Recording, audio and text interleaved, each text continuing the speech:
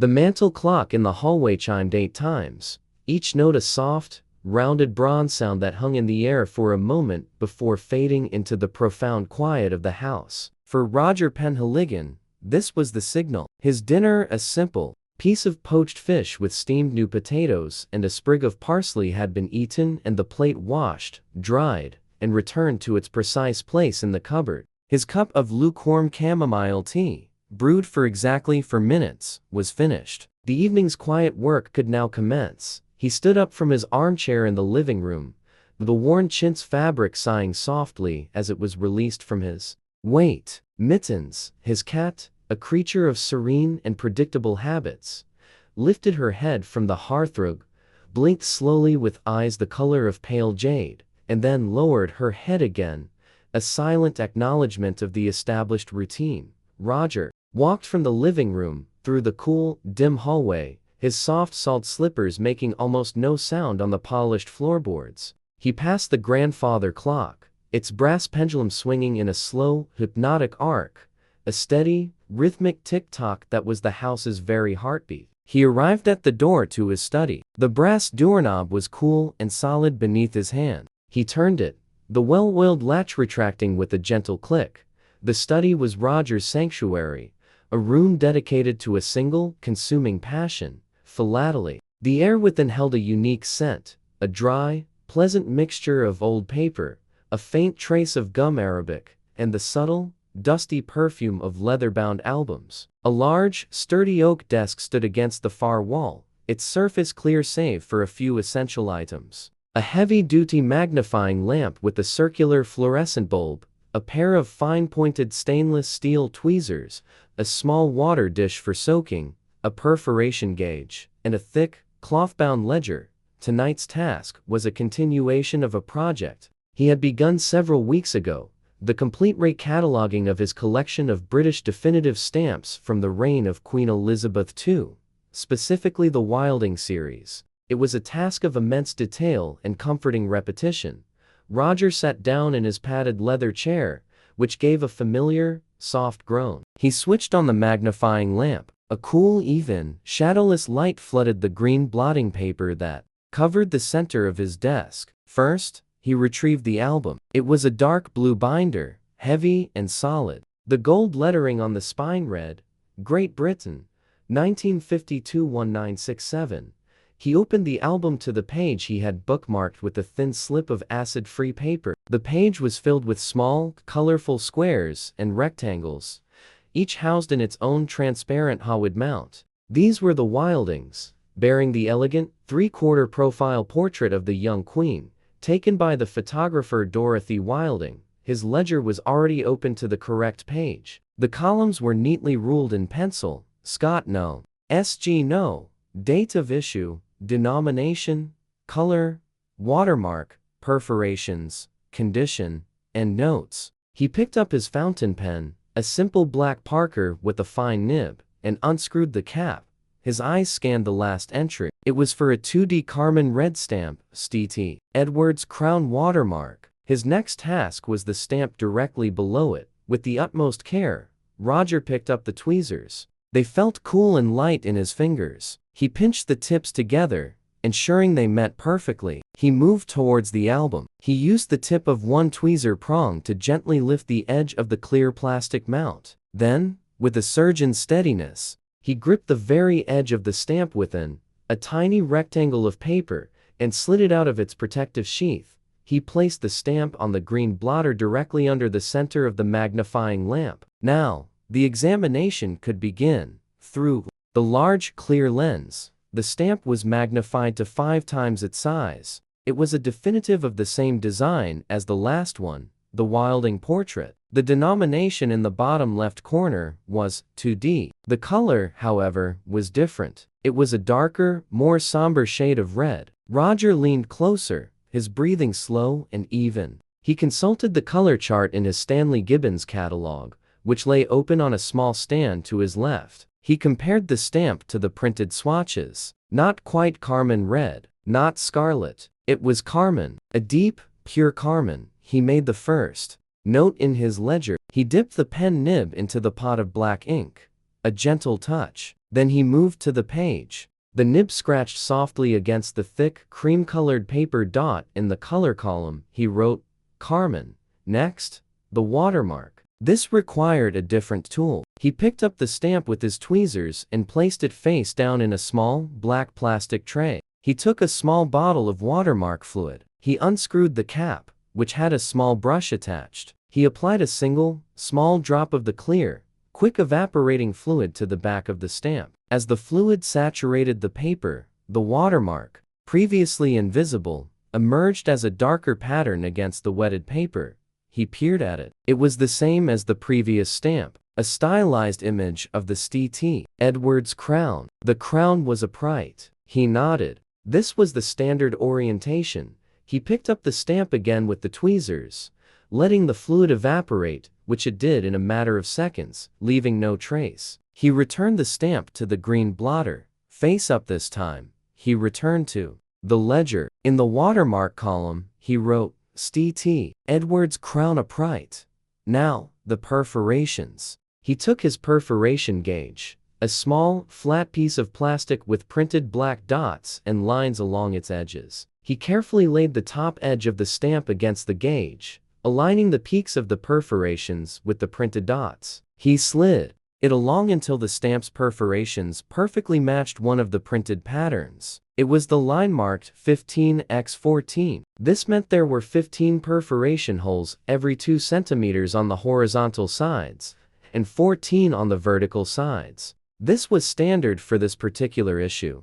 Back to the ledger, the soft scratch of the nib. In the perforations column, 15x14. Next, condition. He examined the stamp again under the magnifier. The centering was good, but not perfect. The design was shifted ever so slightly to the left, leaving a wider margin of white on the right than on the left. He would grade it as fine to very fine, or FVF. The front was clean, no creases or thins. He turned it over with the tweezers. The gum on the back was smooth, unblemished, and original. It had never been hinged. This was known as mint never hinged or min. This was the most desirable condition.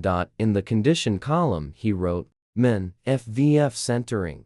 Finally, the notes column. Here, he could add any other observations. He consulted the catalog again. This particular stamp, the 2D Carmen on cream paper with the St. Edward's crown watermark, was issued on December 1st, 1953. He already had the catalog numbers from his preliminary sorting. Scott number 310, Stanley Gibbons no 518. He filled in the remaining columns. Scott no 310, SG no 518. Date of issue, December 1st, 1953. Denomination, to D. He read the completed line in his ledger, a quiet sense of satisfaction filling him. Everything was in its place. Every detail was recorded. The line read, 310, 518, December 1st, 1953, to D.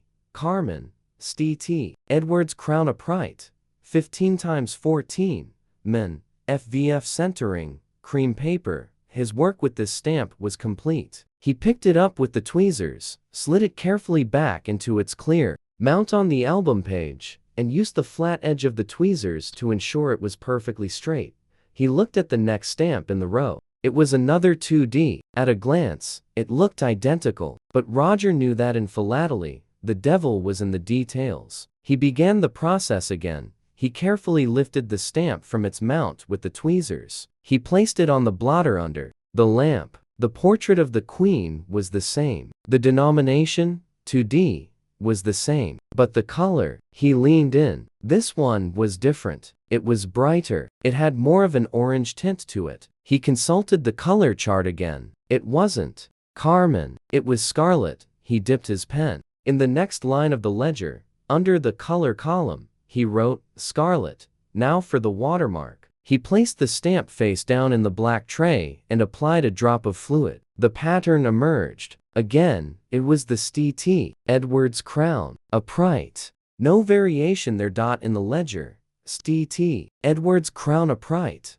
The perforations. He measured them with the gauge. 15 times 14. Again, standard. In the ledger, 15x14. The condition. The centering on this one was almost perfect. A lovely, well-balanced. Example. He would grade it very fine, or VF. The gum was also mint never hinge. In the ledger, VF centering. He consulted the catalog. This was a different shade, and therefore a different catalog number. Stanley Gibbons number 519. Scott number 311. It was issued in 1954. He filled in the remaining details. The finished line read, 311, 519, 1954, to D. Scarlet, St. Edwards Crown Upright, 15 times 14, VF centering, cream paper. He placed the scarlet stamp back in its mount, feeling the gentle rhythm of the work. Select, examine, identify, record, replace. It was a meditation. The world outside, with its noise and its haste, ceased to exist. There was only the quiet room, the pool of light on the desk, and the universe of detail contained within a small square of paper.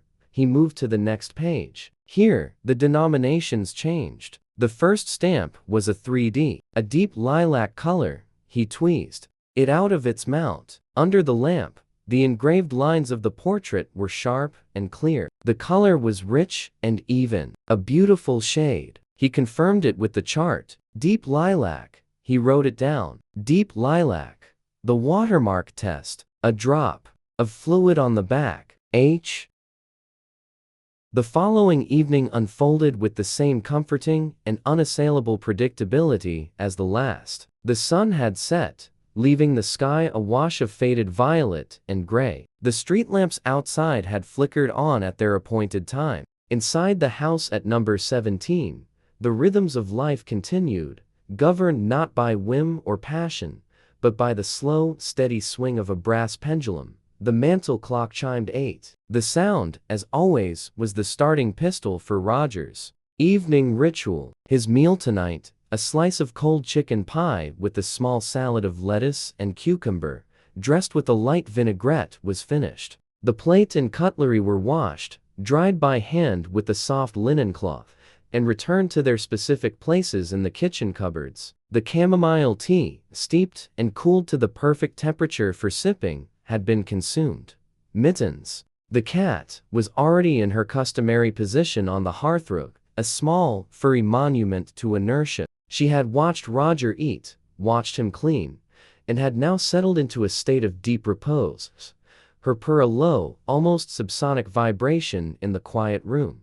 Roger rose from his chintz armchair. The fabric, accustomed to his weight and shape, barely made a sound. He walked through the hallway, his slippers whispering over the polished wood. The grandfather clock met him with its steady tick-tock, tick-tock, a sound so constant it had become a form of silence. The cool brass knob of the study door turned with a familiar, satisfying click. He entered the study. The air was still and smelled faintly of paper and time. He sat in his leather chair, which gave its usual soft groan of acceptance. He switched on the magnifying lamp, and the circle of clean, white light bloomed on the green blotter. The tools of his trade lay exactly where he had left them. The tweezers, the perforation gauge, the small water dish, now dry. He reached for the dark blue album. Great Britain, 1952-1967. He opened it to the page he had been working on, the page of 2D light red-brown definitives. His ledger lay beside it, open to the last entry he had made, the rare inverted watermark variety. He read the line again, a faint echo of the quiet satisfaction he had felt the night before. He picked up his Parker fountain pen, unscrewed the cap, and placed it carefully on the desk. He dipped the nib in the inkpot, a brief, precise touch. The work would resume. He looked at the next stamp in the row. It was the fifth of the 2D light red-browns on the page. With the smooth, practiced motion of a musician picking up his instrument, he took the tweezers. He lifted the stamp from its mount and placed it under the bright, circular light. He began the litany, the ritual of examination. The color was, as expected, light red-brown. He placed the stamp in the black tray and applied the single drop of watermark fluid. The fluid spread, turning the paper translucent for a moment. He leaned in, his eye trained for the subtle pattern. It was the St. Edward's crown. It was upright. Standard. He allowed the fluid to evaporate and returned the stamp to the blotter. He picked up the perforation gauge. He lined up the stamp's edge. 15 times 14. Standard. He examined the condition. Mint never hinged. The centering was slightly to the right. He would grade it FVF. Fine to very fine. He consulted the catalog. This was the standard issue, SG 541. On the wider paper stock, he moved to the ledger. The nib scratched softly. He created a new line, filling the columns one by one with the familiar data. SG 541, 1958. To D. Light red brown. St. Edward's crown upright. 15 times 14. Man. FVF centering, wider paper. He returned the stamp to its mount, nudging it with the tweezers until it was perfectly aligned. He moved to the 6th stamp. The process began anew. Tweezers. Lamp. Color. Red-brown. Watermark test. Black tray. Fluid. A close look. St. Edward's crown. But this one was sideways, lying on its left side. A known variety. Perforation gauge. 15x14. Condition Min. This one was very well centered. A strong VF. Perhaps even VF-XF. Catalog check. St. Edward's crown. Sideways watermark. SG 541A. He dipped his pen. Another line in the ledger, meticulously recording the variation. The scratch of the nib was a comforting sound. He placed the stamp back in the album. 7th stamp. It looked identical to all the others. A simple 2D stamp. Tweezers. Lamp color. Red-brown. Watermark. St. Edward's crown. Upright. Perforations. 15x14. Condition. Min. F-VF. It seemed identical to the 5th stamp he had just catalogued. But Roger knew to be thorough. He looked at the back of the stamp, even before the watermark test. And there, almost invisible against the creamy white gum, was a faint, ghostly bar of luminescence. A phosphor band. This was an experimental issue. Treated to glow under ultraviolet light for automated sorting machines. He turned on the small UV lamp he kept on a shelf for just such occasions. He held the stamp with his tweezers under the purplish light. A single, clear, greenish glowing band appeared down the center of the stamp. A central phosphor band. He turned the UV lamp off. He returned to his ledger. This was a different catalog number entirely. He located it. SG 611. He wrote out the details, adding in the notes column. Single central phosphor band. He continued this way, stamp by stamp, row by row. An 8th stamp. This one with 2 phosphor bands instead of 1. A 9th, which was on the earlier cream paper, but with the later St. Edward's crown watermark, a transitional printing. A 10th, which had no discernible variety at all, a simple, straightforward example of its type. Each one was given the same level of care, the same focused attention, the same methodical process of examination and recording.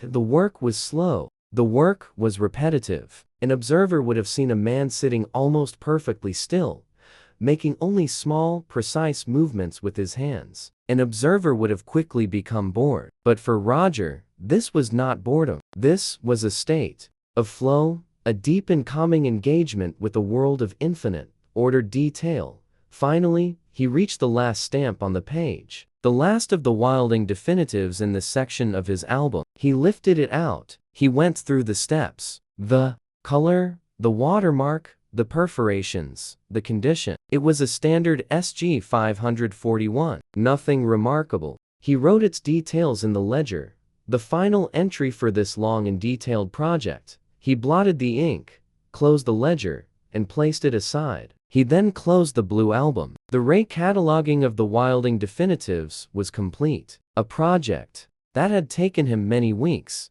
many quiet evenings, had reached its conclusion. There was no fanfare, no celebration, just a quiet, internal sense of a task well done, of order having been reinforced. The clock in the hall chimed 9. Roger leaned back in his chair, folding his hands over his stomach. What now? The evening was still young. A new project was required.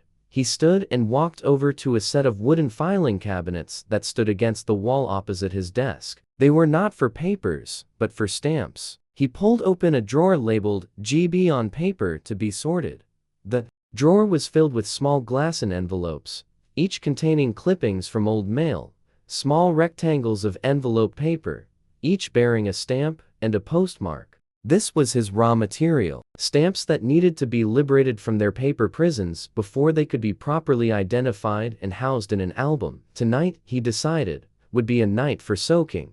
He took a small, showbox-sized cardboard box from the drawer. The label, in his neat hand, read, Chimed Matchins Mixed, the Machin series, with its simple, elegant portrait of the Queen by Arnold Machin, had succeeded the Wildings in 1967. They were the definitive stamps of his later collecting years. A vast and complex field with thousands of varieties of color, value, paper, gum, and phosphor tagging. It was a lifetime's work in itself. He carried the box back to his desk. He would not need the magnifying lamp or the perforation gauge for this first stage. This was a different process, a wet process. He went to the small cupboard in the corner of the study where he kept his supplies. He took out a shallow, white ceramic basin, about the size of a dinner plate. He took out a stack of clean, white blotting paper. He took out his drawing book, an old, heavy telephone directory from a town he had never visited, its pages filled with the names of strangers, perfect for absorbing moisture without its own ink bleeding. He took the ceramic basin to the small washroom adjacent to the study. He ran the tap, first the hot, then the cold, mixing them carefully with his finger until the water was lukewarm. Not too hot, as that could damage the colors of certain inks. Not too cold, as that would make the gum dissolve too slowly. He had learned through long experience that a temperature just slightly warmer than his own skin was optimal. He filled the basin to a depth of about 1 inch and carried it, steady-handed, back to the desk, placing it on a protective cork mat. Now, the preparation began. He opened the cardboard box. It was filled with hundreds of paper corners, a jumble of colors, and postmarks. He tipped a small pile of them onto his green blotter. His first tool was a small, sharp pair of embroidery scissors. He picked up the first clipping. It was a 3P ultramarine stamp on a piece of white envelope. The postmark was a wavy line cancellation from Birmingham, dated 1972. He took the scissors and carefully trimmed the excess paper around the stamp, leaving a small margin of about 2 or 3 millimeters. He was careful not to get too close, lest he snip one of the delicate perforation teeth. The small paper scraps fell onto the blotter. He did this again and again. A 5P reddish purple, a 2P magenta, a 10P orange brown. Each one was C. The following night arrived, indistinguishable from the one before it save for the date on the calendar, a detail of no real consequence to Roger. The sun performed its slow descent, the streetlights assumed their nightly vigil, and inside the house, the metronome of the grandfather clock continued its unceasing, quiet governance. The chime of the mantel clock, 8 distinct, mellow notes, was the familiar signal. Dinner had been a simple affair: 2 boiled eggs, a slice of buttered wholemeal toast, and a single, perfectly ripe tomato sliced and sprinkled with a pinch of salt. The plate was clean, the cup was empty, the chamomile tea had worked its gentle magic. The time for the evening's work had come. Mittens the cat, having already completed her own fastidious post-meal grooming, was a motionless patch of gray fur on the rug. Her slow, rhythmic breathing was a testament to the profound peace of the house. Roger stood, his departure from the armchair causing a soft, familiar sigh from the chintz cushions. He traversed the hallway, the polished floorboards cool beneath his slippers, the tick-tock of the clock a steady companion. He reached the study door, and the cool, solid weight of the brass knob turned with its customary, well-oiled smoothness. A gentle click, and he was in his sanctuary. He sat in the leather chair, which offered its familiar, comforting groan. He switched on the lamp, and the circle of clear, shadowless light once again illuminated the green blotter. Tonight's primary object of attention was not the blue stamp album, but the heavy, anonymous-looking telephone directory that he had used as a drawing book. It sat on the corner of the desk, pressing its secrets flat. The time had come to retrieve the stamps he had soaked the previous evening. He slid the heavy book to the center of the blotter and opened it to the page where he had placed the first blotting paper sandwich. He lifted the top sheet of blotting paper. It was dry now, slightly stiff, and it peeled away easily. Beneath it, lying face down in neat rows, were the stamps. They were perfectly flat, perfectly dry, their colors seeming a little brighter now that they were free from the grime of their journey through the postal system. With the delicate touch of his fine-tipped tweezers, he began to turn them over, one by one. A 3p ultramarine, a 5p reddish purple, a 2p magenta. They were crisp and clean. He gently lifted each stamp from the bottom sheet of blotting paper and placed it in a small, clean plastic tray. He worked his way through all the stamps in the first sandwich, his movements economical and precise. Once the tray was full, he set it aside. He removed the 2 used sheets of blotting paper, folded them once, and placed them in the waste paper basket. They had served their purpose. He turned a few dozen pages deeper into the directory to where he had placed the second batch of stamps. He repeated the process exactly. He lifted the top blotter. He tweezed each dry, flat stamp into the plastic tray. He discarded the used blotting paper. The task was simple, repetitive, and deeply satisfying. All the stamps he had rescued from their paper backings were now free, dry, and ready for the next stage of their journey, identification and sorting. He pushed the heavy drawing book back to the corner of the desk. He now had before him a small pile of loose, colorful match and definitive stamps. To the untrained eye, they were a simple jumble. To Roger, they were a set of small, intricate puzzles waiting to be solved.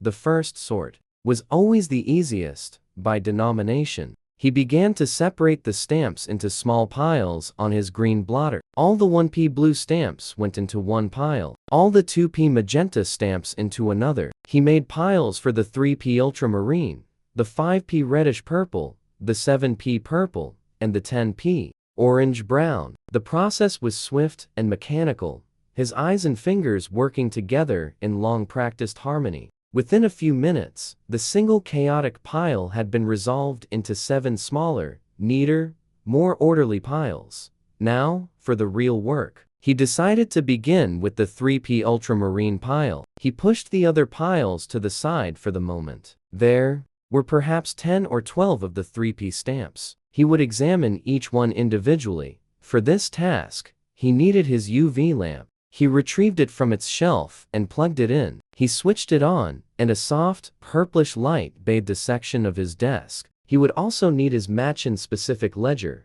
a different volume from the one he had used for the Wildings. It was a green-bound book, and its columns were different, with dedicated spaces for phosphor, gum, and paper. He picked up the first 3p stamp with his tweezers. To the naked eye, it was just a standard stamp. He held it under the UV lamp. As the purple light hit it, 2 distinct, vertical bands on either side of the Queen's portrait began to glow with a faint greenish light.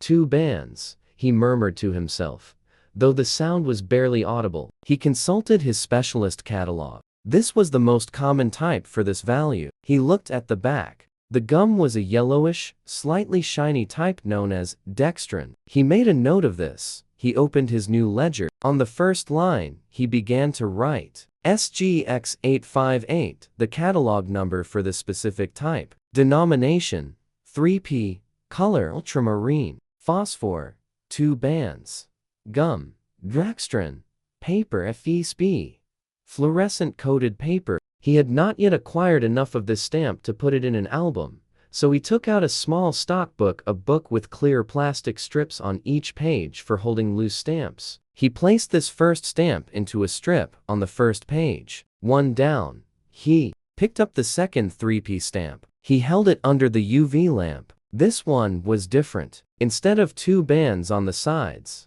a single, broader band glowed in the center of the stamp. Center band, he noted. He checked the catalog. A different number, SGX857. The gum was the same dextrin type. He recorded this new variety on the second line of his ledger. Then, he placed the stamp into a different row in his stockbook. Creating a space for the specific type, he picked up the third 3p stamp. Under the UV lamp, nothing happened. There was no glow at all. This was a non-phosphor version, intended for mail that was not going to be automatically sorted. Another, distinct type. He noted its details in the ledger and gave it its own row in the stockbook. He continued this way, working through the small pile of ultramarine stamps. The fourth one had 2 phosphor bands. The fifth also had 2. The sixth had a center band. The seventh was a non-phosphor. He sorted them patiently, recording each one in his ledger simply with the small tick mark next to the appropriate entry,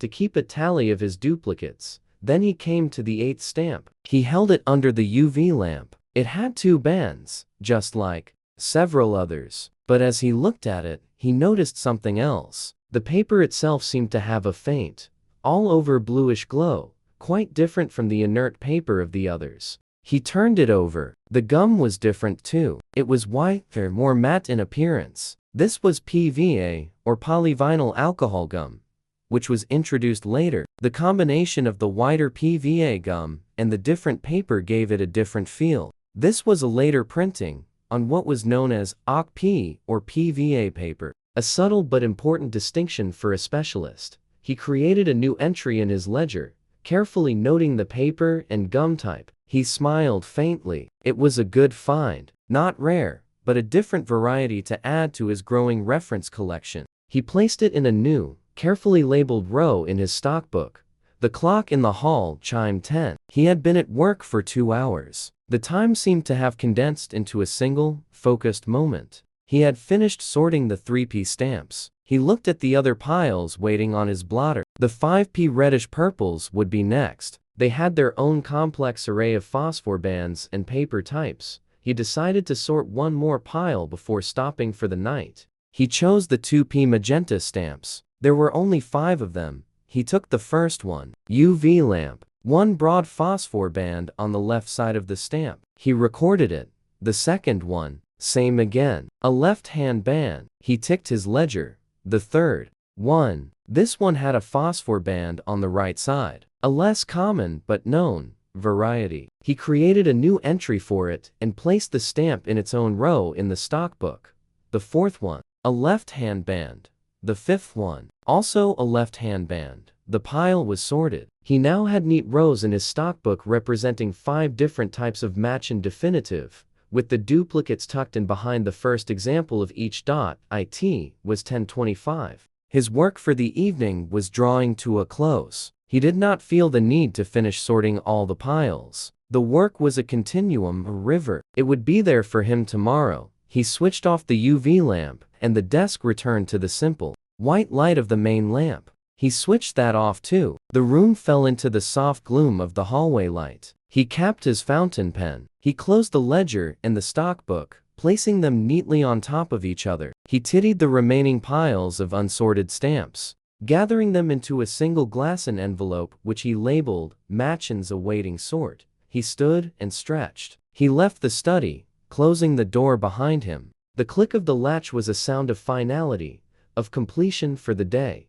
He walked down the hall, the ticking of the clock seeming to slow as the house prepared for its nightly rest. Mittens woke from her deep slumber on the hearthrug, blinked her pale jade eyes, and gave a soft, questioning meow.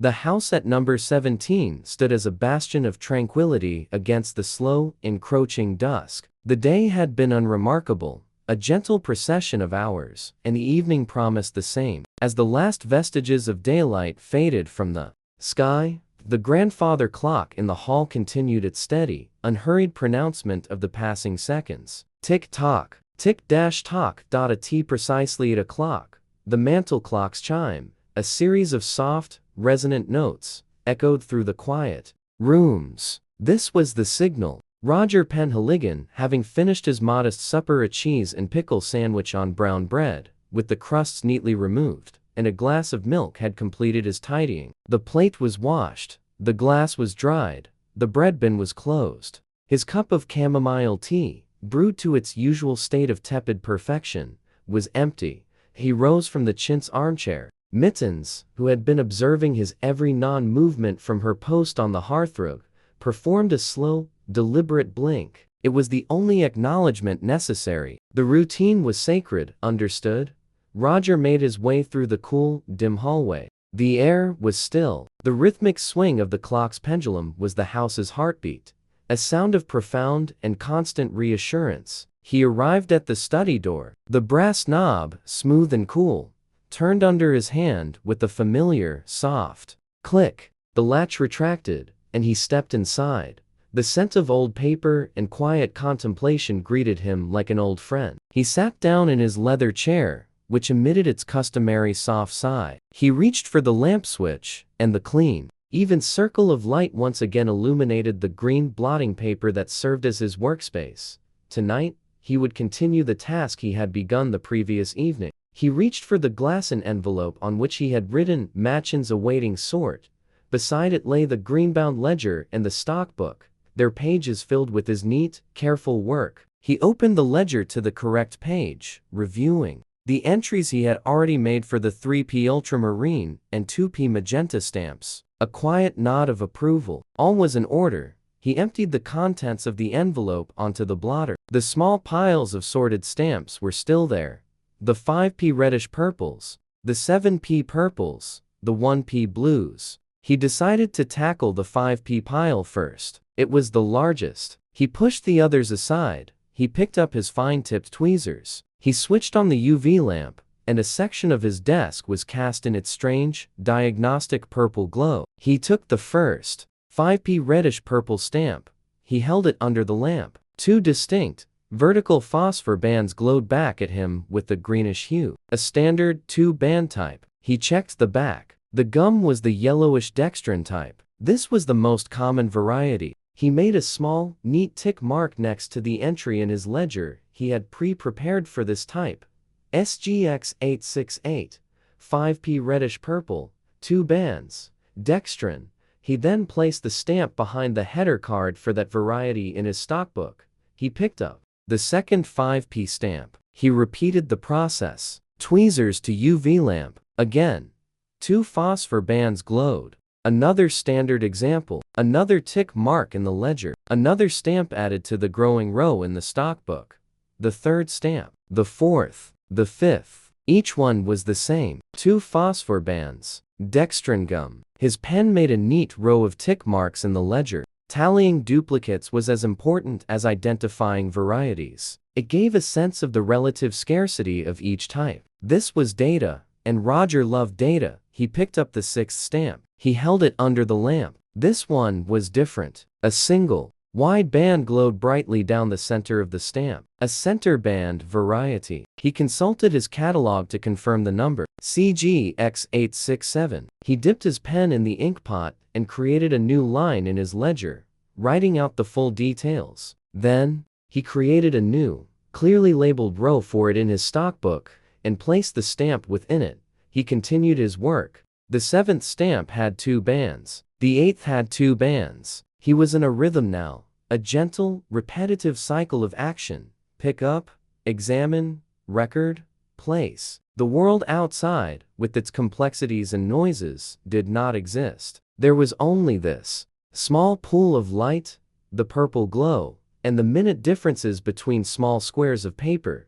Then he picked up the 10th stamp in the pile. He held it under the UV lamp. It had 2 bands, but he paused, his eye catching a subtle irregularity. He brought it closer to his face. The left-hand phosphor band was not perfectly vertical. It was shifted slightly, perhaps a millimeter to the left, encroaching on the perforations. This was not just a random flaw. He had seen this before in catalogs. It was a known, consistent variety caused by a slight missetting of the phosphor printing cylinders. A shifted phosphor variety. He felt a quiet thrill, the kind an archaeologist feels upon finding a potsherd with an unusual marking. It was not a dramatic discovery, but it was a confirmation of knowledge, a reward for careful observation. He checked his specialist catalog. Yes, there it was. 2 bands.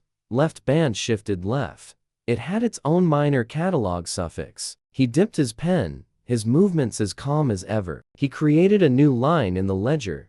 carefully noting the variety in the notes column. He then gave this special stamp its own designated place in the stockbook. He looked at it for a moment, this tiny piece of paper with its subtle flaw, and felt a deep sense of order. He had found it, identified it, and put it in its proper place. The clock in the hall chimed 10. 2 hours had passed in this state of deep, quiet focus. He had finished the pile of 5p stamps. He looked at the neat rows in his stockbook, a miniature museum of printing variations for a single denomination. He decided he had time for one more small pile. He drew the 7p purple stamps towards him. There were 6 of them. He picked up the first one. Tweezers, UV lamp, one broad phosphor band on the left side. He checked the catalog, a standard type for this value. He created a new entry in his ledger and placed the stamp in the stockbook. The second one, left band. The third one, left band. The fourth, left band. The fifth, left band. The sixth, left band. There were no variations in this pile. They were all identical. For some, this would have been a disappointment. For Roger, it was just more data. The consistency was, in itself, an interesting fact. He made 6 neat tick marks next to the entry in his ledger. The pile was sorted, classified, and put away. It was 10:28. His designated stopping time was upon him. He did not feel the urge to press on, to finish the remaining piles of 1p and 10p stamps. They would wait. The work was a marathon, not a sprint. Its pleasure was in its continuation, not its completion. He capped his fountain pen and placed it in its groove. He closed the ledger and the stockbook. He gathered the remaining unsorted stamps and slipped them back into the glass envelope. He switched off the UV lamp, then the main lamp. The study returned to its peaceful, shadowy state. He stood, his body feeling the pleasant stiffness of long concentration. He exited the room, closing the door behind him with a soft, final click. The hallway greeted him with its familiar ticking. He walked into the living room. Mittens, as if summoned by the change in the house's energy, unwound herself from the rug, stretched luxuriously, and trotted over to him, her tail a question mark. Roger bent down and gave her a long, slow stroke along her back. "The day is done," he whispered. He went through his nightly shutdown procedure. The locks were checked. The lights were extinguished one by one. He climbed the carpeted stairs, his footsteps muffled. Lying in his bed, the cool night air drifting in through the slightly open window, he closed his eyes. His mind was a quiet sea. There were no crashing waves of worry, only the gentle, lapping tide of the evening's work. He saw the reddish-purple hue of the 5p stamps. He saw the faint greenish glow of the phosphor bands. He saw the neat tick marks in his ledger. He thought of the shifted band, a tiny deviation in a world of mechanical reproduction, and the quiet satisfaction of having noticed it. His breathing slowed, deepening into the rhythm of sleep. The images in his mind became softer, losing their sharp edges, bleeding into the darkness. The quiet work was done. The house was secure. The pendulum swung, a tireless guardian of the night, back and forth, back and forth. All was as it should be. And Roger Penhaligon, a man perfectly at home in his own quiet world, drifted away. 48:8s. The following evening arrived with the same quiet grace as all the evenings that had preceded it. A cool breeze whispered through the leaves of the oak tree in the front garden, but inside the house at number 17, the air was perfectly still. The grandfather clock, a silent, stoic sentinel in the hallway, measured the passing of time with its steady, metronomic heartbeat. Tick-tock, tick-tock.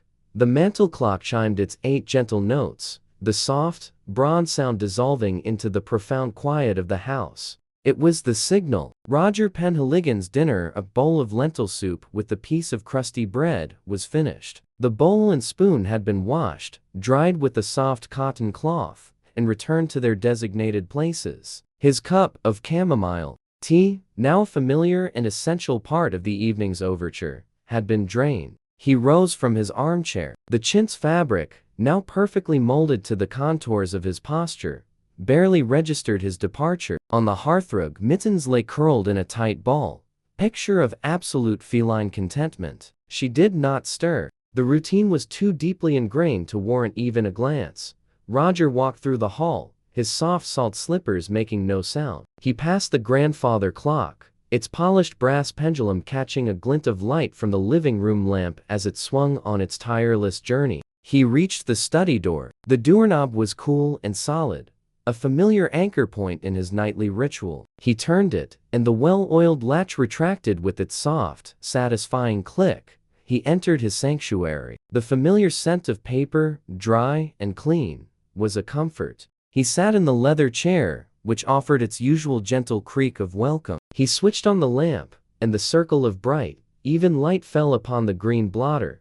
His materials were waiting for him, exactly as he had left them. The glass envelope containing the last of the unsorted Machin stamps. The green-bound ledger. The stock book. He opened the ledger and reviewed his work from the previous night, his eyes scanning the neat columns and the rows of tick marks for the 5p and 7p stamps. He noted the special entry for the shifted phosphor band, a small, quiet reminder of a task well done. Tonight, he would complete the sorting of this batch. He emptied the contents of the envelope onto the blotter. 2 small piles remained, the 1p blue stamps and the 10p orange browns. He decided to begin with the 1p blues. There were only 4 of them. A small task, but one that required the same diligence as any other. He switched on the UV lamp, bathing his workspace in its analytical purple light. He picked up the first 1p blue stamp with his tweezers. He held it under the lamp. The entire surface of the stamp glowed with a faint, bluish-white light. This was a phosphor-coated paper variety, or PCP. On top of this, a single, brighter phosphor band glowed on the right side. He consulted his specialist catalog. This was a specific type, known as piece P, or right band. He dipped his pen in the ink pot and began a new page in his ledger for the 1p value, carefully recording the details. He then placed the stamp in a new row in his stockbook. He picked up the second 1p stamp. He held it under the lamp. This one was different. There was no all-over glow from the paper. It was inert, but it did have a single phosphor band on the right side. This was a later printing, on fluorescent-coated paper, or FESP, which did not react to the UV light in the same way. A different catalog number, a different entry in the ledger, a different row in the stockbook. The third 1p stamp. UV lamp. This one also had the inert FESP paper, but instead of a phosphor band, it had an all-over application of phosphor, which made the entire stamp glow brightly, but without a distinct band. This was known as an all-over phosphor, or AOP stamp. Yet another variety, another line in the ledger, another row in the stockbook. The fourth and final 1p stamp. Under the lamp, it showed 2 phosphor bands, one on each side. This was another common type. He recorded its details and placed it in its designated row. The small pile of 1p stamps had yielded 4 different varieties, a very satisfactory result. He now turned his attention to the final pile, the 10p orange-brown stamps. There were about 8 of them. He picked up the first one. Tweezers. UV lamp. 2 phosphor bands glowed back at him. Standard. He began a new section in his ledger for the 10p value and recorded the find. The second one. 2 bands. A tick mark. The third one. 2 bands. A tick mark. The fourth one. He held it under the lamp. 2 bands. But as he looked at the back, he noticed the gum was the whiter, more matte PVA type. The first 3 had been the yellowish dextrin. A different printing. A different catalog number. A new line in the ledger. He continued. The 5th stamp had 2 bands and dextrin gum. The 6th was the same. The 7th, however, was unusual. He held it under the UV lamp and nothing glowed. No bands. No all-over phosphor. This was a non-phosphor printing. While common for lower values, it was less so for the 10p value at that time. He made a careful note of it, a fine addition to his reference collection. He picked up the 8th and final stamp. He held it under the lamp. 2 bands. Dextrin gum. He was about to put it away when he noticed the postmark. It was an unusually clear, circular date stamp. Cambridge, 23/075. Most postmarks were smudged or were simple wavy lines. A clear, complete postmark was, in its own small way, a thing of beauty. While not a philatelic variety of the stamp itself, Roger had a small, separate collection of choice postmarks. He decided this stamp, despite being a common type, deserved a special home. He took out a different, smaller stock book labeled postmarks. He placed the stamp inside, on a page reserved for clear circular date stamps. A small deviation from the main task, but one that brought its own quiet pleasure. The last pile was sorted. The glass envelope was empty. The task was complete. The clock in the hall chimed 10. His timing was, as usual, impeccable. He now had a clean blotter. He looked at his desk. The album of Wildings, its project complete. The stock book of Machins, now significantly more organized. What would be his next major project? He stood up and walked to the wooden filing cabinet. He pulled open a drawer labeled Commonwealth Unsorted. It was filled with glass envelopes, each one labeled with a country: Australia, Canada, New Zealand, Malta, Hong Kong. He pulled out the envelope labeled Canada. It was thick, filled with dozens of stamps. He brought it back to his desk and sat down. He did not open it. He simply held it in his hand, feeling the weight of the small, jumbled pieces of paper inside. This would be his next world to explore. The famous caricature definitives of Queen Elizabeth, the beautiful landscape issues. Each country had its own philatelic language, its own types of paper, its own watermarks, its own printing history. This would be a good project. It would require new catalogs, new knowledge, a fresh challenge. He felt a calm sense of anticipation.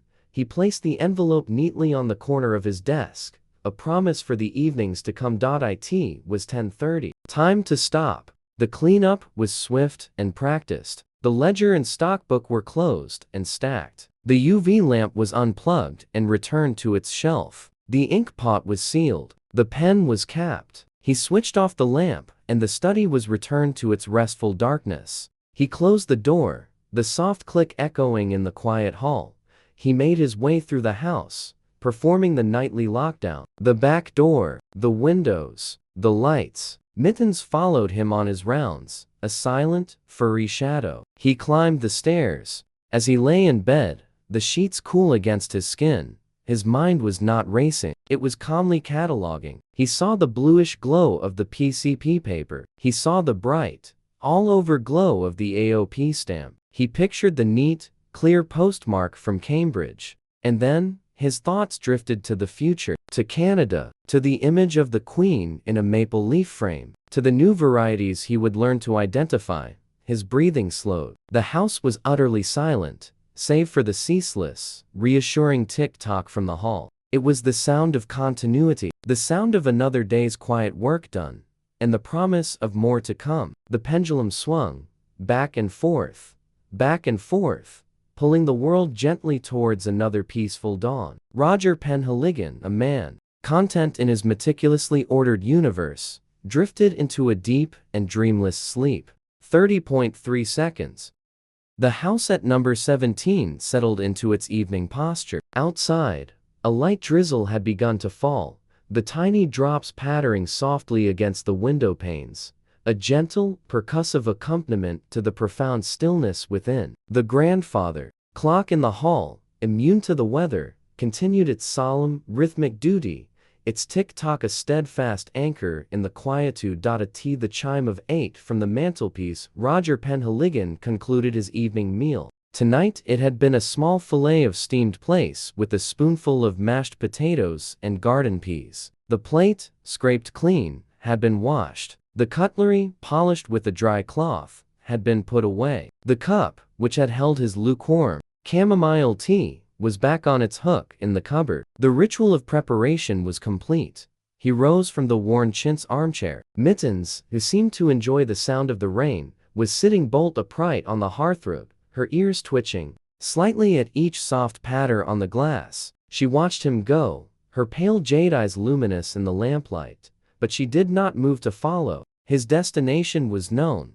Roger walked the familiar path through the hallway. The air was cool and smelled faintly of rain and floor polish. He reached the study door. His hand closed over the cool brass of the knob, and the latch retracted with its gentle, well-oiled click. He stepped inside his private world. He settled into the creaking comfort of his leather chair and switched on the lamp. The bright, clean circle of light fell upon the green blotter. Waiting for him was the thick glassen envelope he had selected the night before. Canada. Tonight was not for sorting or soaking. Tonight was for preliminary research. A new project required a new mindset, a new set of reference materials. He stood and walked to the tall bookshelf that lined one wall of the study. His British catalogues were at eye level. For this project, he had to look lower. On the bottom shelf, he found what he was looking for, a heavy, dark red volume, the Unitrade specialized catalog of Canadian stamps. He carried the heavy book back to his desk and laid it open. The pages were crisp, filled with dense columns of text and small black and white illustrations. It was a different language from his familiar Stanley Gibbons catalog. Different numbering systems, different terminology for papers and gums. This was the beginning of the learning phase, a part of the process Roger deeply enjoyed. He opened the thick envelope and tipped a small number of the Canadian stamps onto his blotter. He was not going to sort them yet. He was just going to look, to familiarize himself with the territory. His tweezers picked up the first stamp. It was a small, mauve-colored stamp bearing the familiar profile of Queen Elizabeth II, but the design was different, simpler, more modern than the British Wildings. He found the corresponding section in the Unitrade catalog. This was the Cameo definitive series of the 1950s. He read the introductory notes. He learned about the two different printers, the Canadian Banknote Company and the British American Banknote Company. He learned that stamps from the two printers could be distinguished by minute differences in the shading of the Queen's hair and the shape of the letters. This was exactly the kind of microscopic detail that delighted him. He picked up a second stamp, a 5-cent blue from the same series. He looked at it under his magnifying lamp, then looked at the illustration in the catalog. He compared the shading lines behind the Queen's ear. He compared the curl of the C in Canada. After a few moments of intense, silent scrutiny, he determined it was from the Canadian Banknote Company. He did not write anything down. This was just exploration. He spent the next hour in this manner. He would pick up a stamp at random from the pile and then hunt for it. In the catalog, he found a beautiful dark green stamp showing a gannet in flight. This was from a 1950 Seconds Wildlife series. He read about the paper types. Some stamps were printed on a smooth, horizontal wove paper, while others had a distinct vertical ribbing that was visible when held up to the light. He found another stamp, a vibrant red one depicting the Royal Canadian Mounted Police. He read about the tagging. Like the British Machins, Canadian stamps had been treated with phosphor for automated sorting, but the methods and patterns were different. Some had a light, greenish glow. Others had a deeper, yellowish one. Some had tagging on the back. It was a whole new system to learn. The clock in the hall chimed 10. 2 hours had passed in what felt like a few minutes. Roger had not written a single word in his ledger, but his mind was busy, absorbing new information, creating new categories, preparing the ground for the methodical work that would follow on subsequent nights. He decided to perform one small, practical task before he stopped. He would prepare a new ledger. He went to his supply cupboard and took out a fresh, blank ledger book, this one bound in plain black. He brought it to his desk. He took out a ruler and a sharp pencil. With painstaking care, he began to rule the columns on the first page. He labeled them based on what he had learned from the catalog. Unitrade no, date, value, color, perforations, printer, paper type, tagging, condition, notes. The pencil lines were faint and perfectly straight. The lettering was neat and clear. Creating the ledger was itself a satisfying act. It was the construction of a framework, an empty vessel waiting to be filled with orderly information. By the time he had ruled the first 2 pages, it was 10:30. He put the pencil and ruler away. He carefully swept the loose Canadian stamps from his blotter back into their glassen envelope. He closed the heavy Unitrade catalog and placed it next to the newly prepared ledger. The tools for his next great project were now assembled and ready. He switched off the lamp, The sudden darkness in the room a stark contrast to the bright world of information he had been immersed in. He stood, his back straight, and left the study, the soft click of the door latch sealing the room for the night.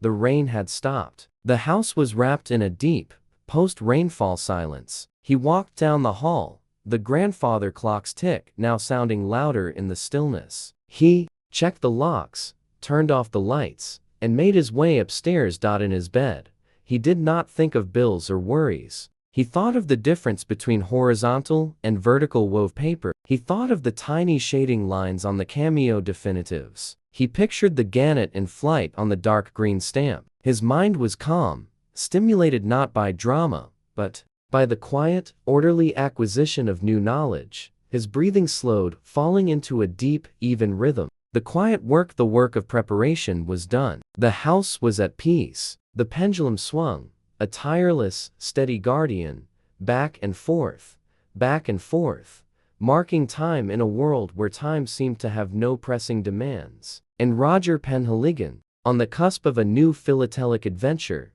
drifted into a sound and peaceful sleep. 27, 4s.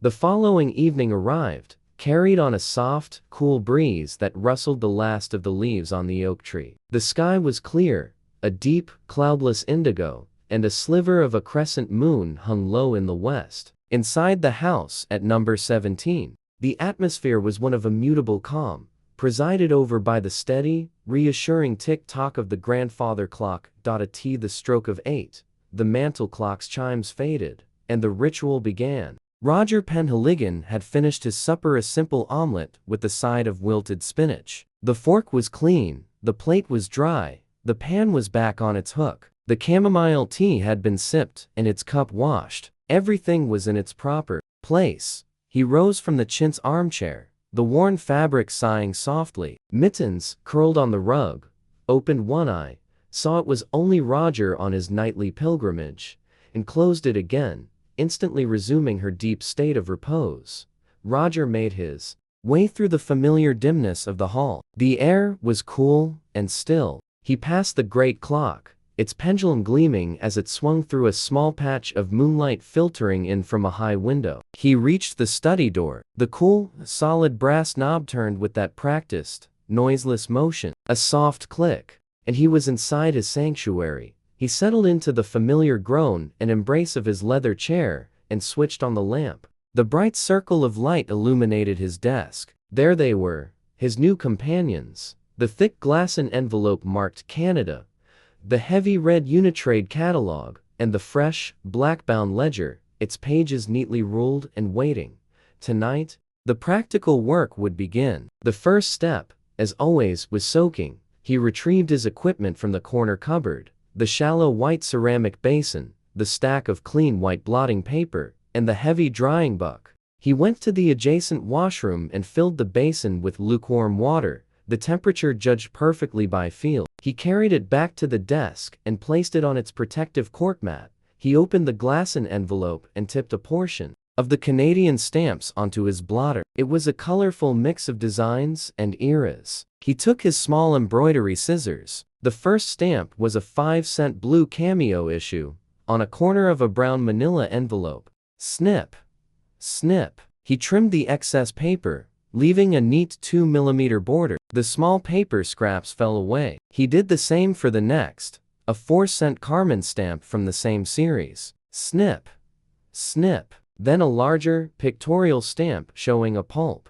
and paper mill. Snip, snip. He worked with the quiet, focused efficiency. His hands moved with the practiced economy. The pile of trimmed stamps grew, while a small pile of paper offcuts accumulated beside it. He worked for about 20 minutes, preparing what he judged to be a reasonable first batch, perhaps 50 or 60 stamps. He swept the offcuts into his hand and dropped them into the wastepaper basket.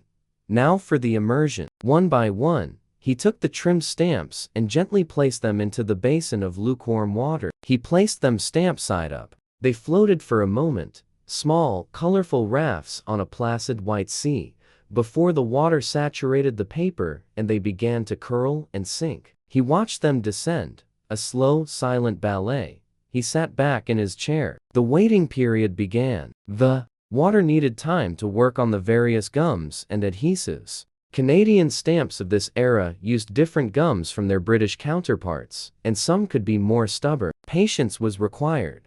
Roger did not fidget. He did not feel the need for distraction. He simply sat and observed. He watched the way the submerged stamps gently undulated as currents in the water, created by their own sinking, moved them. He listened to the quiet house, the distant hum of the refrigerator, the steady tick-tock from the hall, the almost inaudible sound of his own slow breathing. The minutes stretched out, long and peaceful. After about 15 minutes, he judged it was time to test them. He took his rough work tweezers, reached into the water, and gently nudged the topmost stamp, the 5-cent blue cameo. It slid cleanly off its paper backing, floating free. It was ready. He carefully lifted the delicate, wet stamp from the water. It was fragile, almost ethereal. He placed it, face down, on a fresh, clean sheet of blotting paper. The water it carried immediately created a dark, wet shape on the absorbent surface. He then fished out the small, now blank piece of envelope paper, and placed it on a discard pile. He moved to the next one, the 4-cent Carmen. It too slid off its backing with ease. He placed it next to the first on the blotting paper. He continued this way, his movements slow and deliberate. A few of the stamps, particularly those on thicker, brownish paper, were more resistant. He did not force them. He nudged them gently back to the bottom of the basin to soak for longer. There was no rush. The stamp would tell him when it was ready. He methodically filled the first sheet of blotting paper with a neat grid of face-down, wet Canadian stamps. He then took a second clean sheet of blotting paper and laid it carefully over the top, creating the stamp sandwich. He opened the heavy drawing book to a section near the front. He carefully lifted the blotting paper sandwich and slid it between 2 pages. He closed the book. The weight would press the stamps flat, ensuring they dried without curling, preserving their integrity. He looked at the basin. The few stubborn stamps remained. His pile of untrimmed stamps was still significant. The clock in the hall chimed 10. He had a half-hour left. He decided to prepare a second batch. He took up the scissors again. Snip. Snip. A green stamp depicting a gannet. Snip. Snip. A brown one showing a beaver. He worked steadily, his focus absolute. He checked on the stubborn ones in the basin again. He nudged one, a pictorial stamp of a skier. This time, it separated from its backing without resistance. He removed it and the others, placing them on a new sheet of blotting paper. Then, he submerged the second batch of trimmed stamps in the water. They floated. They sank. The quiet process repeated. The waiting, the observation, the deep, unbroken peace of the study. When the time was right, he separated the second batch. Each wet stamp was carefully lifted and placed on the blotting paper. Another sandwich was made, and this one was placed several dozen pages deeper into the drying book. It was 10:29. The evening's work was complete. The cleanup was as much a part of the ritual as the work itself. He emptied the basin, rinsed and dried it, and returned it to its cupboard. The discard pile of wet paper backings went into the bin. The remaining untrimmed stamps went back into their envelope, ready for another night. The desk was wiped clean. He closed the heavy drying book and left it in the center of the desk. Inside, pressed between its pages, were his future projects, slowly drying, slowly becoming ready for the next stage of their journey into his collection. He switched off the lamp. He stood and left the study, closing the door behind him. The soft click of the latch was the final punctuation mark on the evening's chapter. He walked through the house, performing his nightly checks. The locks, the lights. Mittens met him at the bottom of the stairs, winding around his ankles, purring a low, rumbling purr. In his bed, under the cool, fresh sheets, his mind was calm and orderly. He thought of the process. The careful trimming, the gentle immersion, the quiet waiting, the delicate separation of stamp from paper. He saw the colors of the Canadian stamps, slightly muted under the water, the blue of the cameo, the green of the gannet. These simple, procedural thoughts were a balm. They pushed out any lingering complexities of the day, leaving only a sense of quiet accomplishment. His breathing grew deep and slow. The quiet work was done. The house was at peace. The pendulum swung, back and forth, its rhythm, a lullaby of order and continuity. And Roger Penhaligon, his mind clear and his purpose set for the days to come, drifted into a deep and untroubled sleep. 27 OS. The following day passed as all the others did, a sequence of quiet hours marked by the steady transit of the sun across the sky. As dusk settled, painting the horizon in soft shades of gray and rose, the house at number 17 remained an island of profound tranquility. The only sound was the constant, reassuring tick-tock of the grandfather clock in the hall, a sound that was less an interruption of the silence than its very foundation. The chime of the mantel clock at 8 o'clock was the familiar, gentle call to order. Roger Penhaligon had finished his supper, a slice of toast with marmalade and a cup of tea, a meal of simple, satisfying predictability. The plate and cup were washed, dried, and stowed away in their proper places. The routine, as ever, was inviolable. He rose from the chintz armchair. The fabric, so accustomed to his form, barely rustled. Mittens, who had been dozing on the windowsill watching the last of the birds settle for the night, blinked slowly in his direction, a silent acknowledgement of the changing of the guard. The evening's work was about to commence. Roger walked the well-trodden path through the cool, dim hallway. The air was still, carrying the faint, clean scent of the beeswax polish he used on the floors. He passed the great clock, its brass pendulum swinging in its hypnotic, tireless arc. He reached the study door. The doorknob, cool and smooth beneath his hand, turned with a soft, well-oiled click. He stepped over the threshold into his domain. He sat in the leather chair, which offered its familiar, comforting groan. He switched on the lamp, and the clean, bright circle of light fell upon his desk. The main object of his attention tonight was the heavy drawing book, which sat in the center of the green blotter, pressing its contents flat.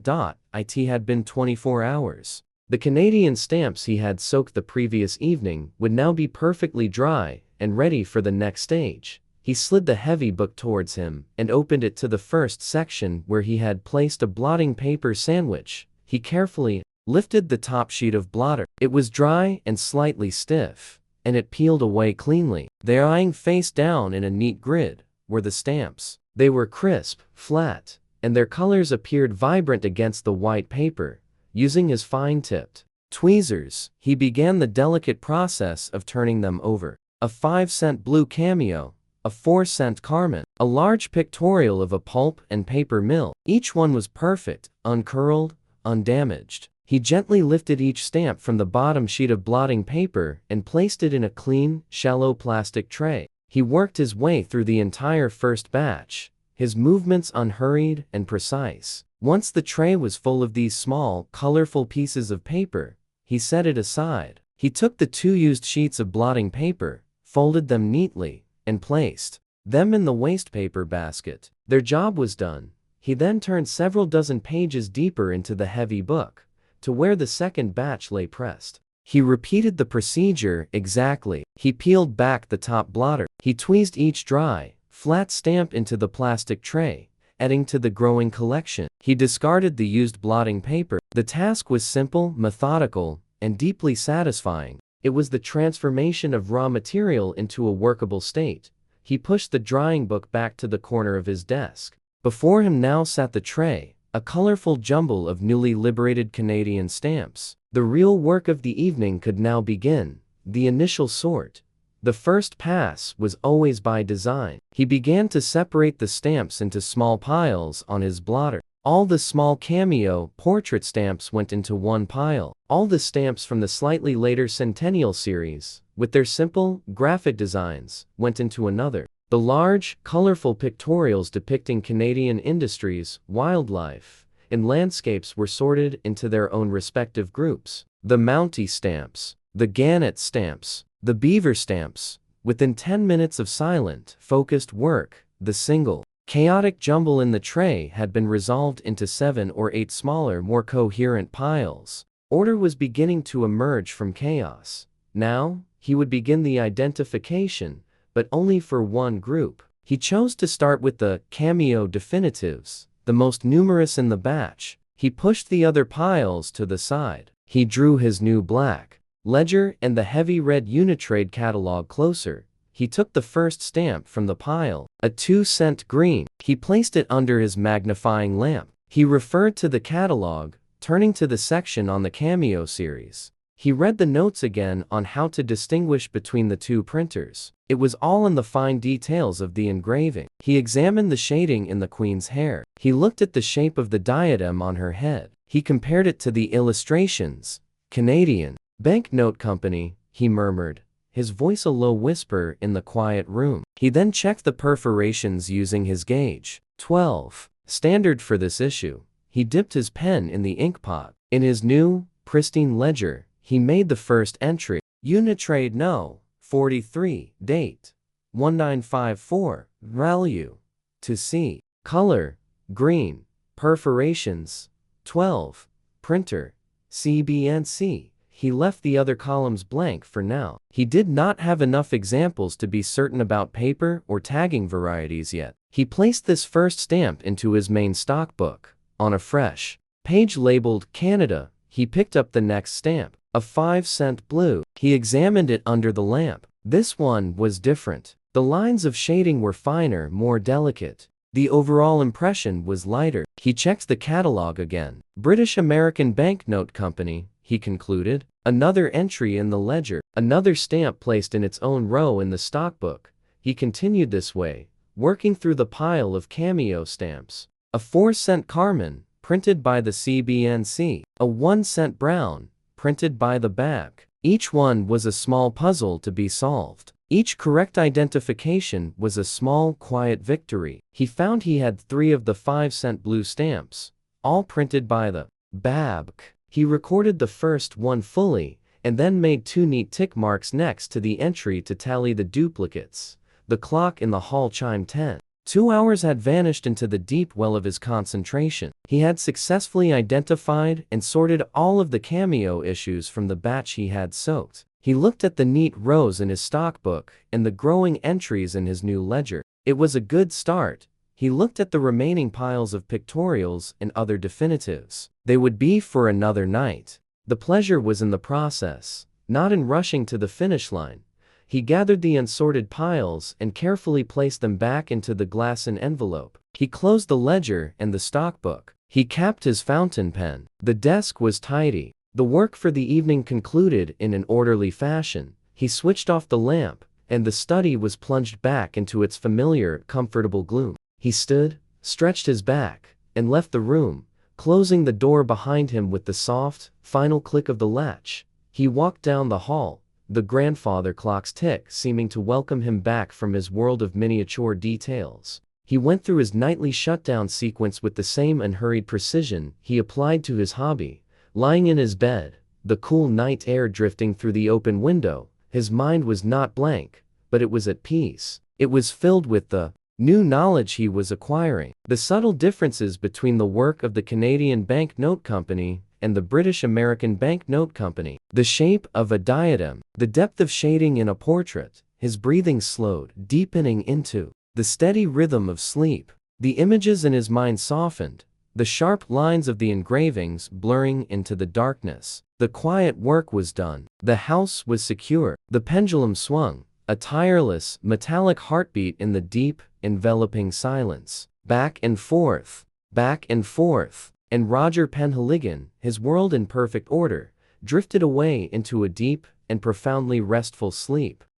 The day concluded as it had begun, with a quiet and unobtrusive grace. The sun, a pale disk in a sky of washed-out blue, dipped below the rooftops, and the long shadows of evening stretched across the manicured lawns of the suburban street. Inside the house at number 17, the world remained constant, its rhythm dictated by the slow, deliberate swing of a brass pendulum in the hall. Tick-tock, tick-tock. The mantel clock's 8 soft chimes were the familiar starting gun for the evening's true business. Roger Penhaligon's supper, a bowl of tomato soup from a can, accompanied by 2 crackers, had been consumed. The bowl was washed, the spoon was dried, the cupboard was closed. The obligatory cup of chamomile tea, steeped for exactly 4 minutes, was empty. The stage was set. He rose from the armchair, the chintz cushions barely whispering at his movement. Mittens, who had been enjoying a patch of residual warmth on the floorboards where the afternoon sun had been, lifted her head, gave a soft, breathy sigh, and laid it down again. The master of the house was on his predictable trajectory. All was well. Roger walked the familiar path through the hallway, his slippers making a soft, shushing sound on the polished wood. The air was cool and still. The grandfather clock met him with its steady, percussive greeting. He reached the study door. The cool, solid weight of the brass knob turned in his hand, and the latch clicked open with its usual quiet precision. He was home. He settled into the leather chair, which offered its familiar groan of acceptance. He switched on the lamp, and the bright, shadowless circle of light fell upon the green blotter. His current project lay waiting, the glassen envelope of unsorted Canadian stamps, the heavy red catalog, and the new black ledger. He reviewed his work from the previous night, reading the entries for the cameo definitives. He noted with quiet satisfaction the distinction he had made between the two printers. The foundation of the project was solid. Tonight, he would tackle one of the pictorial sets. He emptied the contents of the envelope onto the blotter and, with his tweezers, separated out a small pile of large, handsome stamps depicting various Canadian industries. There was a stamp showing fishermen on a boat, one of a mining headframe, another of a logging operation, and the pulp and paper mill he had noted before. He chose the 15-cent blue stamp, depicting the fisherman. He placed it under his magnifying lamp. He then turned to the correct section in his Unitrade catalog. He read the entry carefully. This series, issued in 1957, was known for its different paper varieties. The first test was for the paper. The catalog described 2 main types, a smooth, ordinary wove paper, and a paper with a distinct, fine vertical ribbing. Roger picked up the stamp with his tweezers and held it up to the desk lamp, tilting it back and forth. In the raking light, he could see it, a faint but definite series of vertical lines in the texture of the paper. It was the ribbed paper variety. He then checked the perforations. 12. Standard. He dipped his pen in the ink pot. In his ledger, he began a new section for the series. He wrote, Unitrade No. 154, date 1957, value 15C, color blue, subject fishing, perforations 12, paper type vert, ribbed. He left the other columns blank for now. He placed the stamp in his stockbook, in a new row clearly labeled 1957 Industries issue. He picked up the next stamp, the 20-cent gray-black one showing the mining headframe. He held it up to the light. He tilted it, looking for the telltale ribbing. This one was different. The surface was smooth, uniform. This was the wove paper variety. He made a new entry in his ledger, carefully noting the different paper type. He placed this stamp in a separate row in the stockbook, right below the first one. He now had one of each paper type.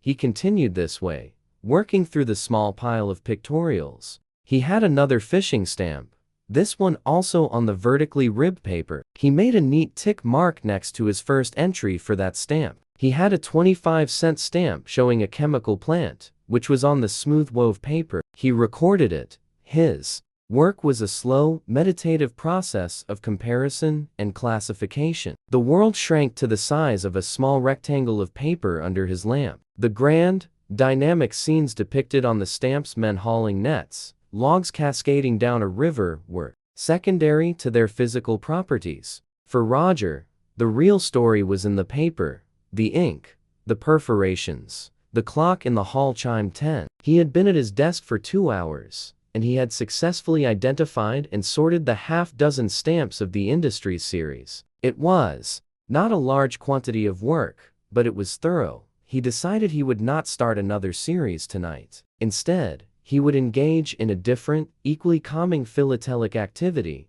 hinge mounting. He took out one of his older albums, one containing his collection of early British Commonwealth stamps. He turned to a page for the colony of Malta. The page was sparsely populated. He had a small glass envelope with a few Maltese stamps he had identified weeks ago, but had not yet mounted. He took out a small packet of stamp hinges. They were tiny, folded pieces of glass and paper, coated with a mild, peelable gum. He took out a small, shallow dish and a sponge, which he dampened slightly with water. He took the first stamp, a King George V definitive. With his tweezers, he picked up a single hinge. He lightly moistened the short end of the hinge on the damp sponge. Then, with great care, he affixed the hinge to the top of the back of the stamp, about a millimeter down from the top edge. He then located the correct space for the stamp on the printed album page. He moistened the longer, lower part of the hinge. He then positioned the stamp in its designated square on the page, pressing it down gently with the flat of his tweezers. The stamp was now securely in place, but could be lifted to view the back, if needed. It was the classic, time-honored method of mounting. He repeated the process for the next stamp. A different value from the same series. Pick up a hinge. Moisten the short end. Affix to stamp. Moisten the long end. Position on page. The repetitive, precise movements were hypnotic. It was a craft, a form of miniature paper engineering. He mounted 4 stamps on the Malta page. The page now looked more complete, more orderly. The empty squares were slowly being filled. It was a deeply satisfying sight. It was 10:28. Time to stop. He put away the hinges and the damp sponge. He closed the Malta album and returned it to its shelf. He gathered the remaining unsorted Canadian stamps and put them back in their envelope. The desk was cleared, ready for the next session. He switched off the lamp. The sudden darkness, a familiar signal of closure. He stood, his joints a little stiff from sitting, and left the study. The soft click of the door latch was the final, quiet sound of his working day. He walked through the house, the tick-tock of the clock his only companion. He checked the locks, doused the lights, and made his way up the carpeted stairs. In his bed, the cool sheets a welcome comfort. His mind was placid. He thought of the faint vertical lines on the ribbed paper. He thought of the precise, satisfying action of affixing a stamp hinge. These were simple, mechanical thoughts, free from complexity or emotion. They were the thoughts of a craftsman, reflecting on his materials and his process. His breathing slowed, deepening into the peaceful rhythm of sleep. The quiet work was done. The house was at rest. The pendulum swung, a tireless sentinel in the deep, silent dark. Back and forth, and Roger Penhaligon, his world in perfect, miniature order, drifted away into a deep and dreamless slumber. 29:9. The day drew to a close with its usual, unhurried grace. A gentle wind had picked up, and the sky was a vast, streaky canvas of high, thin clouds. As twilight deepened into night, the house at number 17 remained a sanctuary of stillness. Its internal rhythm set by the relentless, comforting beat of the grandfather clock in the hall. Tick-tock, tick-tock. The 8 soft chimes from the mantelpiece were the familiar starting bell. Roger Penhaligon had concluded his evening meal: 2 slices of cold ham, bread roll, and a dollop of mustard. The plate was clean, the knife was washed, the bread bin was shut. The cup that had held his chamomile tea stood empty and dry on its hook. The overture was complete. The main performance could begin. He rose from the armchair. The chintz cushions, which had long since given up any pretense of resistance, settled silently back into their resting state. Mittens, who had been asleep in a patch of moonlight on the living room rug, opened her eyes, stretched one hind leg with languid elegance, and then tucked it back in, resuming her slumber. The master's nightly routine was not a cause for alarm. Roger traversed the hallway, his slippers whispering over the polished floorboards. The air was cool and carried the faint, clean scent of old books and beeswax. He passed the great clock, its pendulum a swinging sliver of gold in the dim light. He reached the study door. The brass knob, cool and firm, turned with a familiar, satisfying lack of friction. The latch retracted with a soft, definitive click. He settled into the creaking embrace of his leather chair and switched on the lamp. The bright, even circle of light illuminated his workspace. His Canadian project was still in its early stages. The glass envelope of unsorted stamps, the heavy red catalog, and the new black ledger sat waiting for him, silent and patient. He chose not to soak any new stamps tonight. Instead, he would continue the identification of those already liberated from their paper backings. He emptied the envelope onto the blotter and, using his tweezers, separated the various piles. He had already sorted the cameo definitives and the industry's pictorials. Tonight, he decided to look at the wildlife set. He gathered the small pile of stamps depicting animals and birds. There was a green one with a gannet, a brown one with a beaver, a dark blue one with a polar bear, and a purple one with a Rocky Mountain goat.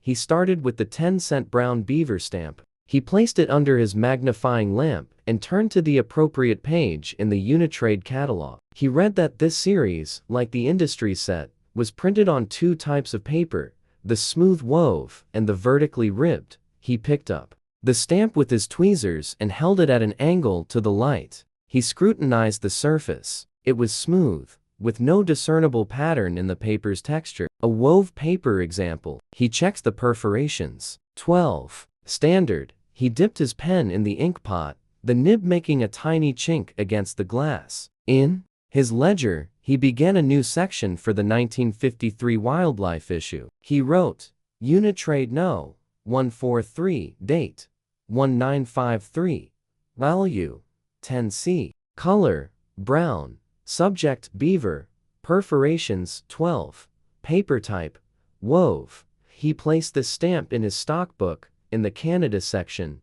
creating a new row for this particular set. Next, he picked up the 7-cent green gannet stamp. He held it up to the light. This one was different. He could clearly see the faint, fine vertical lines in the paper structure. A ribbed paper variety. He made a new entry in the ledger, carefully noting the paper type, and placed it in the stockbook. Below the beaver stamp, he continued this way, examining each of the wildlife stamps he had. The polar bear was on wove paper. The mountain goat was on ribbed paper. He had two examples of the gannet stamp, and he discovered that one was on ribbed paper and the other on wove. This was a good find. It meant his small accumulation was representative of the main varieties. He recorded each one meticulously in his ledger. The small pile was now sorted, identified, and housed.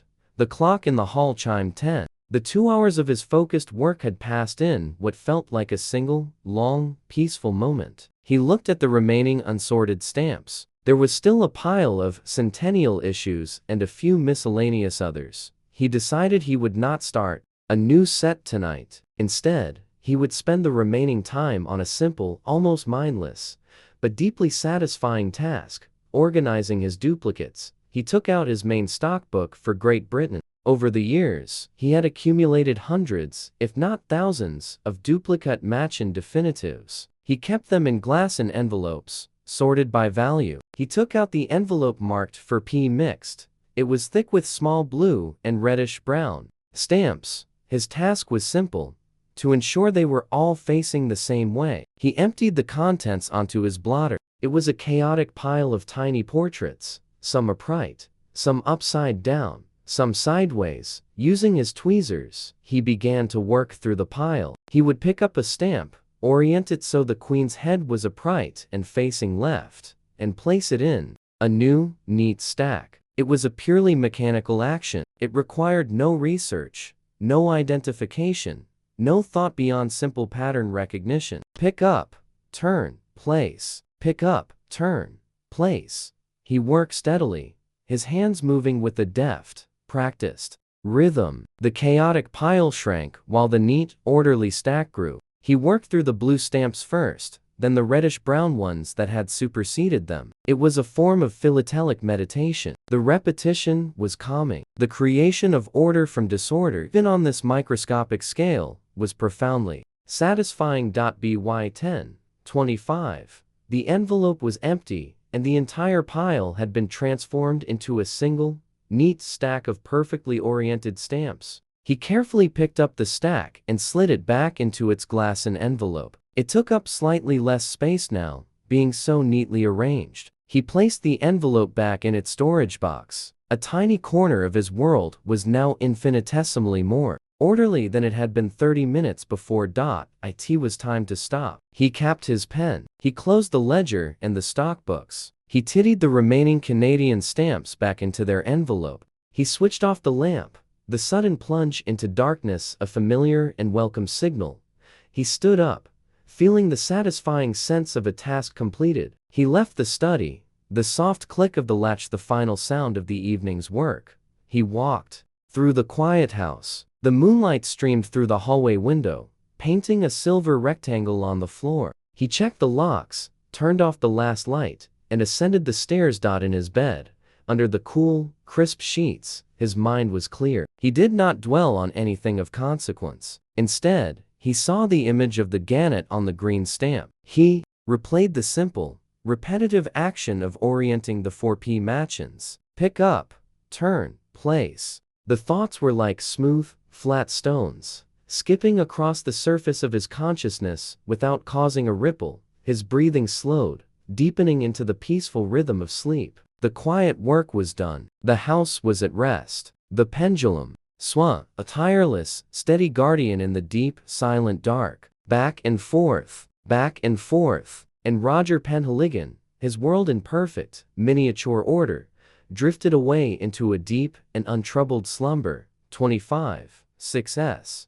The day concluded with its customary, gentle fade. A thick blanket of cloud had rolled in during the afternoon, and the evening arrived early, bringing with it a soft, diffuse gray light that muted all the colors of the outside world. Inside the house at number 17, however, the atmosphere remained unchanged, a pocket of steadfast tranquility governed by the ceaseless, metronomic beat of the grandfather clock in the hall. Tick-tock, tick-tock. The 8 soft, rounded chimes from the mantelpiece signaled the end of one part of the day and the beginning of another. Roger Penhaligon had finished his supper, a simple baked potato with a small knob of butter and a sprinkling of salt. The plate was clean, the fork was washed, the butter dish was back in the refrigerator. His cup of chamomile tea, brew as predictable as the setting of the sun, was empty.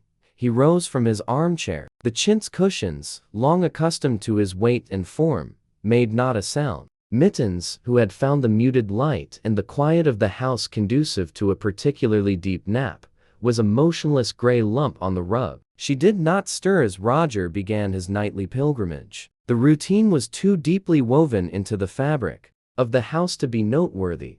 Roger walked through the hallway, his slippers making a soft, brushing sound on the polished wood. The air was cool and smelled faintly of the damp evening air and old paper. He passed the great clock, its pendulum a dull gleam in the dim light. He reached the study door. The brass knob, a familiar and solid presence, turned smoothly in his hand. The latch retracted with its soft, definitive click. He stepped into his sanctuary. He settled into the well-worn leather of his chair, which groaned a soft welcome. He switched on the lamp, and the bright, even circle of light pushed back the gloom, falling upon his desk. His Canadian project lay in wait. The glassen envelope of unsorted stamps, the heavy red catalog, and the black ledger book. He had already sorted the main pictorial and definitive series from his first batch of soaked stamps. Tonight, he would address the remaining few. He emptied the contents of the envelope onto the blotter. After setting aside the stamps he had already identified, a small, miscellaneous pile remained. There were 2 identical stamps from the Centennial series, a commemorative stamp, and one older, unfamiliar stamp.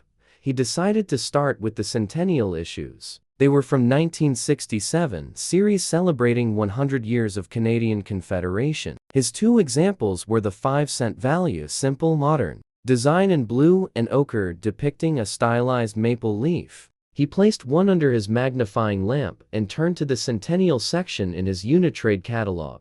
He read that this series was printed on fluorescent paper that would glow under ultraviolet light, but that there were 2 types of gum, dextrin and PVA. The gum was the key distinguishing feature. He turned the stamp over with his tweezers. The gum was yellowish and had a distinct sheen. This was dextrin gum, he checked the second stamp. Its gum was identical. Both were the common dextrin variety. He dipped his pen in the ink pot and made a new entry in his ledger under a commemorative section. He recorded the details for the 5-cent centennial stamp with dextrin gum and made a tick mark for the duplicate. He then placed them in his stockbook. Next, he looked at the other commemorative. It was a 5-cent stamp from 1964, a vibrant multicolored issue showing a cluster of provincial flowers. The catalog informed him there were no major varieties of this particular stamp. It was a straightforward issue. He recorded its details in his ledger 1964 provincial flowers and placed it in the stockbook.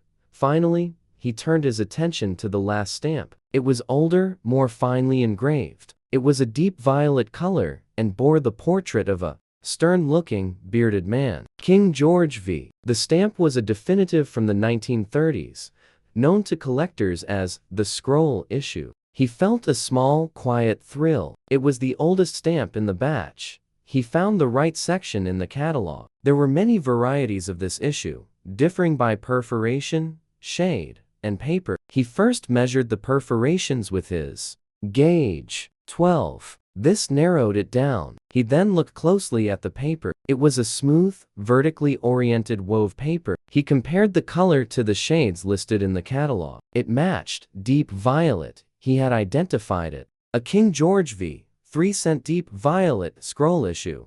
Perforation 12. A fine, sound-used example. He recorded all its details with particular care in his ledger, giving it pride of place on a new page marked Early Issues. He placed the stamp in its own row in the stockbook, an elder statesman among the younger Queen Elizabeth issues. The clock in the hall chimed 10. The last of the soaked stamps was now identified and sorted. The first phase of his Canadian project was complete. He looked at the neatly organized rows in his stockbook. It was a satisfying sight. A small cosmos of order created from a random handful of paper. He still had half an hour. He decided to return to the source. He took the thick glassen envelope marked Canada from the corner of his desk. It was still heavy with unsorted, unsoaked stamps on paper. He would prepare the next batch for tomorrow's work. He took out his small embroidery scissors. He tipped a pile of clippings onto his blotter. A blue stamp with the winter landscape. A red one with the Queen's cameo portrait. A small brown one with a much younger-looking king. He began the quiet, repetitive work of trimming. Snip. Snip. The small, sharp sound was the only noise in the room besides the distant ticking of the clock.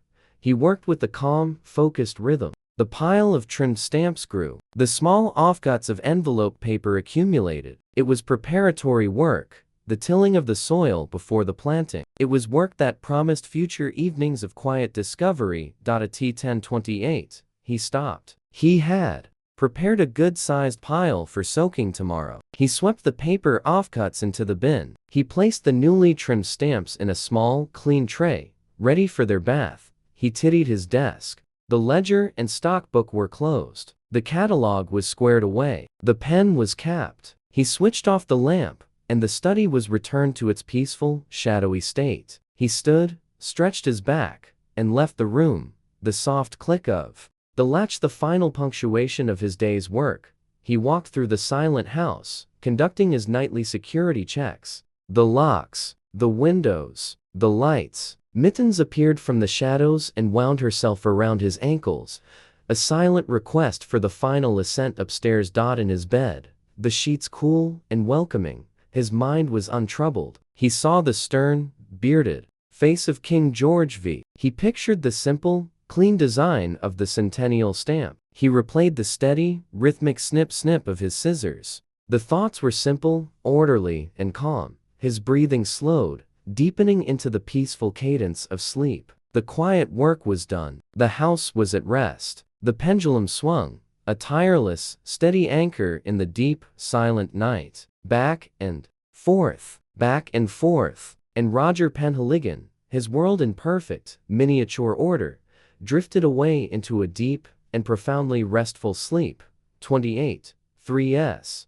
The day concluded in a hush of gray. The thick cloud cover had persisted, and a fine, mist-like rain had begun to fall, clinging to the window panes in a million tiny droplets and blurring the world outside into a watercolor of soft, indistinct shapes. The house at number 17, however, remained a bastion of dry, quiet order, its internal tempo maintained by the unceasing, solemn beat of the grandfather clock in the hall. Tick-tock, tick-tock, the eighth chime from the mantelpiece. The evening's true purpose began. Roger Penhaligon had finished his meal, a bowl of minestrone soup, followed by a pear. The bowl and spoon were washed, the fruit knife was wiped clean, and everything had been returned to its designated location. The customary cup of chamomile tea had been brewed, sipped, and its cup rinsed and dried. The prologue was complete. He rose from the chintz armchair. The fabric, now so intimately acquainted with his form,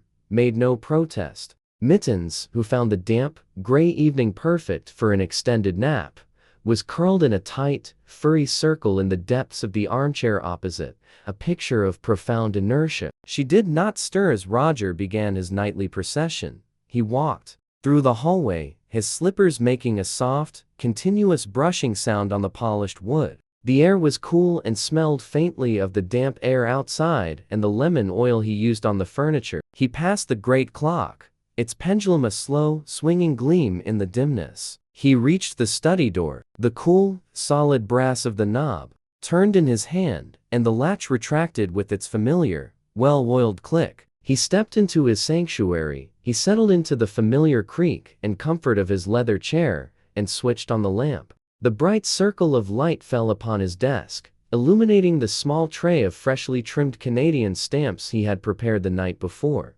Tonight, as planned, was a night for soaking. He retrieved his well-used equipment from the corner cupboard. The shallow white ceramic basin, the stack of clean blotting paper, and the heavy drying book. He made the short journey to the adjacent washroom and filled the basin with lukewarm water, its temperature judged to perfection by a quick dip of his finger. He carried the basin, steady-handed, back to his desk and placed it on its protective cork mat.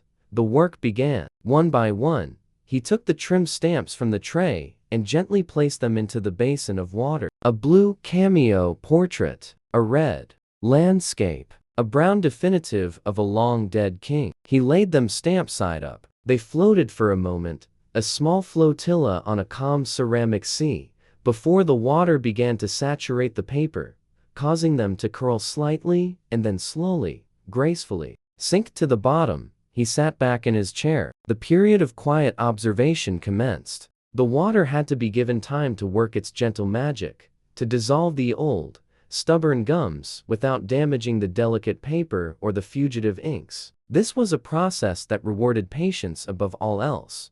Roger did not read or fidget. His attention was on the basin. He watched as a tiny stream of air bubbles was released from a particularly thick piece of envelope paper. He observed the way the colors of the stamps seemed to deepen and enrich under the water. He listened to the soft, pattering sound of the rain against the study window and the steady, comforting tick of the clock in the hall. The world was reduced to these simple elemental sounds and sights. Time itself seemed to slow down, to stretch into a long, unbroken moment of peace. After 15 minutes, a duration he judged by an internal clock honed by years of practice, he leaned forward. He took his rough work tweezers, reached into the water, and gently nudged the topmost stamp. It was a 2-cent cameo issue. It slid effortlessly off its paper backing, floating free. It was ready. He carefully lifted the delicate, wet square of paper from the water. It was limp and fragile. He placed it, face down, onto a fresh, clean sheet of blotting paper. The water it carried instantly created a dark, wet imprint. He then fished out the now blank piece of backing paper and placed